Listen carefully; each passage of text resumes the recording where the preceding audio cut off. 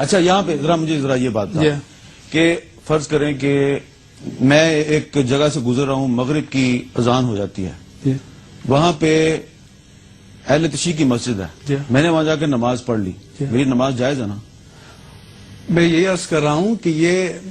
ہر ایک کے اپنے ضمیر کا فیصلہ ہے، ایمان کا فیصلہ ہے، ہم کسی پر جبر نہیں کرتے،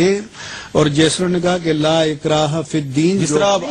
آپ کو سعودی عرب میں جا کے نماز پڑھنی پڑتی ہے، اگر آپ سے کوئی مسئلہ پوچھے کہ وہ اس مسجد میں جا کے نماز پڑھ سکتا ہے یا نہیں تو آپ کا جواب کیا ہوگا؟ آپ کی فقہ سے تعلق رکھنے والا ہے، ہم کسی کو پابند نہیں کرتے، بتایا ہے نا کہ کسی مسجد کے دروازے پر کوئی چیکنگ والا نہیں ہے کہ مسلک کی بنیاد پر اچھا آپ کی مسجد میں کوئی اہل تشیع سے تعلق رکھنے والا کوئی آ جائے، آئے پڑھیں، کوئی پرابلم نہیں؟ نہیں جی حنیف جلندری صاحب، خیر المدارس میں کوئی شیعہ آ جائے نماز پڑھنے کے لیے تو اس میں کوئی مسئلہ تو نہیں ہے؟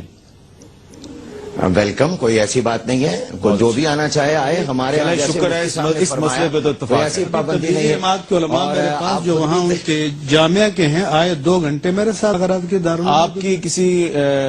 مسجد میں اہل تشیع کی مسجد میں کوئی چلا جائے